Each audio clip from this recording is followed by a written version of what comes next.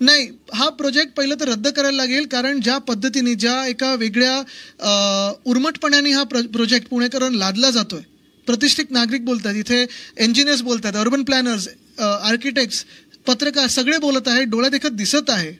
आणि तरी हा प्रोजेक्ट असाच राबवला जात आहे. मला वाटतं त्याला मी विरोध करणार, कारण दुर्दैवाने लेझिम चालू राहतं, हे काय पुढे मागे राहतं. माझी भूमिका हीच होती की ह्या पण राजवटीने, सरकार मानत नाही, घटनाबाह्य, पण राजवटीने ऐकून घ्यायला पाहिजे होतं. आम्ही जसं चर्चा करतोय, चर्चा तरी करून घ्या, भेटून तरी घ्या.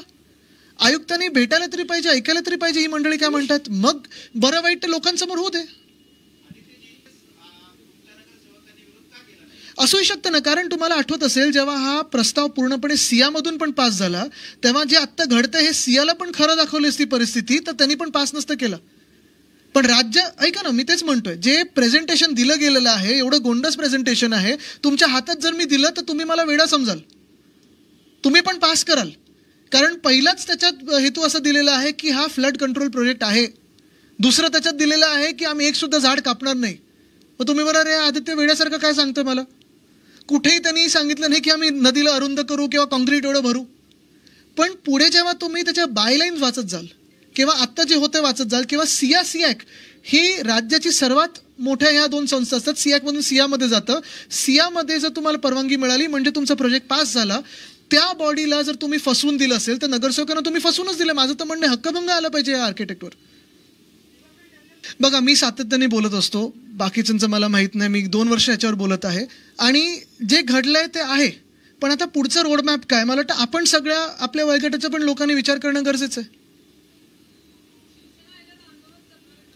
पण आंदोलन म्हणजे नक्की काय करायचं याच्यात? आता जे दगडधोंडे टाकलेले आहेत ते काढणार कसे? म्हणजे आपल्याला सांगतो मी, नाही, आपला प्रश्न योग्य आहे, कारण नॉर्मली काय असतं की एखाद्या विरोधी पक्षाला आपण हे करतो की आंदोलन करा, तुम्ही रस्त्यावर या.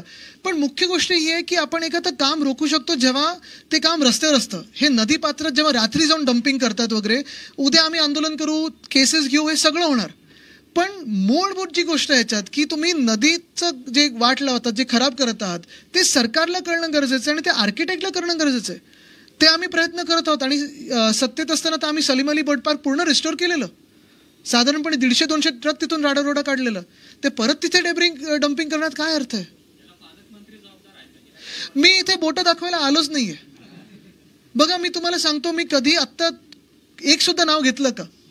मी मुंबईत पण रस्ता घोटाळा जो काढलाय त्याच्यात एक सुद्धा कॉन्ट्रॅक्टरचं नाव काढलं नाहीये. ह्याला सिस्टीममध्ये आपल्याला जे कोणी त्या खुर्चीत बसतात त्यांना हे समजून सांगणं आणि त्यांनी हे ऐकून घेणं हे गरजेचं आहे. उद्या कदाचित आम्ही तिथे पण बसू त्या खुर्चीमध्ये, पण ते होत असताना आम्ही समजून घेणं गरजेचं आहे की ठीक आहे, आम्हाला एक प्रोजेक्ट वाटत असेल की आम्ही चला हा प्रोजेक्ट करणार, आम्हाला खूप चांगला प्रोजेक्ट वाटत असेल, पण तो प्रोजेक्टची दुसरी बाजू काय आहे, लोक जर आंदोलन करतात, लोक जर बोलतात, तर ते समजून घ्या.